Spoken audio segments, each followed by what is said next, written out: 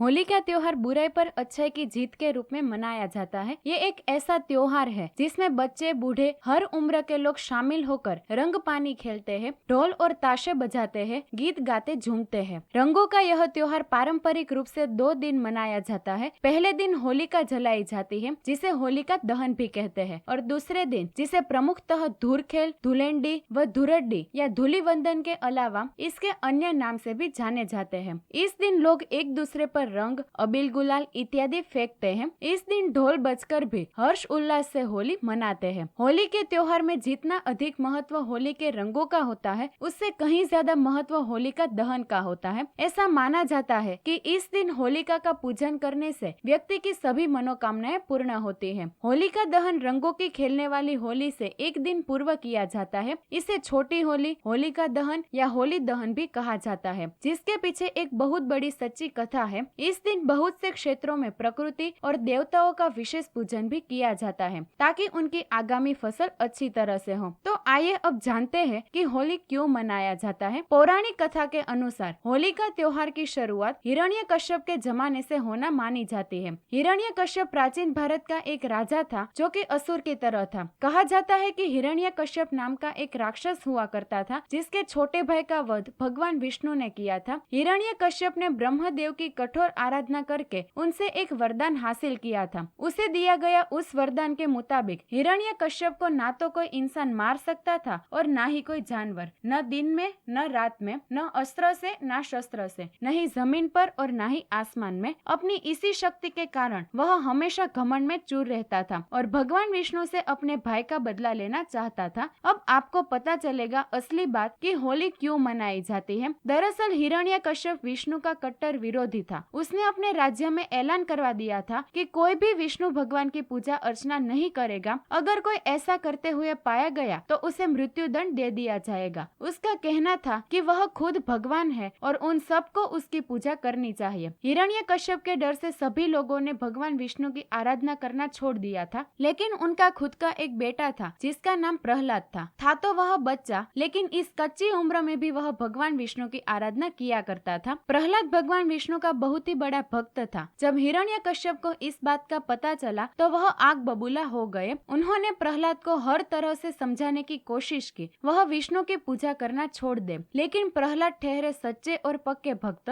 वह जहाँ मानने वाले थे बस अपनी ही धुन में लगे रहे। आखिरकार हिरण्यकश्यप ने अपने अभिमान की खातिर प्रहलाद को मारने की ठान ली। उन्होंने इसके लिए कई प्रयास किए, लेकिन भगवान विष्णु की कृपा के कारण उनका हर प्रयास विफल हो गया। वह बुरी तरह से झुंझला उठे। उन्हें समझ नहीं आ रहा था कि वह थी तो क्या करे। आखिरकार प्रहलाद को मारने के लिए उन्होंने अपनी बहन की मदद लेने के बारे में सोचा। हिरण्यकश्यप की एक बहन थी जिसका नाम होलिका था। वह भगवान शिव की बहुत ही बड़ी भक्त थी। उन्होंने भगवान शिव को प्रसन्न करके उनसे एक वरदान हासिल किया। भगवान शिव ने उसे एक ऐसा वस्त्र दिया था जिसे पहनने के बाद अग्नि भी उसे नहीं जला सकती थी। बस इसी बात का फायदा हिरण्यकश्यप उठाना चाहता था। उसने अपनी बहन से प्रहलाद को गोद में लेकर आग में बैठने को कहा, इसलिए प्रहलाद जल हो और होलिका अपने वरदान की बदौलत जिंदा बच जाए। होलिका ने ऐसा ही किया, लेकिन वे कहते हैं ना कि भगवान किसी न किसी तरीके से अपने भक्तों की रक्षा जरूर करते हैं। अपने भक्त प्रहलाद को बचाने के लिए विष्णु भगवान ने भी एक चाल चली। जैसे ही होलिका अपना वस्त्र पहनकर प्रहलाद को गोद में लेकर बैठी, भगवान विष्णु ने जोर से धक्का देकर चला दी, जिसके कारण होलिका का वह वस्त्र उड़कर दूर चला गया और होलिका कुछ ही सेकंड में भस्म हो गई। वहीं भगवान विष्णु की कृपा के बदौलत प्रहलाद का बाल भी बांका नहीं हुआ, और यही कारण है कि जिसकी वजह से आज तक होली मनाई जाती है। प्रहलाद के बचने और होलिका के जलने की खुशी में ये त्योहार मनाया जाता है। तो दोस्तों, अगर आपको ये वीडियो पसंद आया हो तो कमेंट में जरूर बताना, और ऐसे ही मजेदार वीडियो देखने के लिए हमारी यूट्यूब चैनल को सब्सक्राइब करें और फेसबुक पेज को फॉलो करें।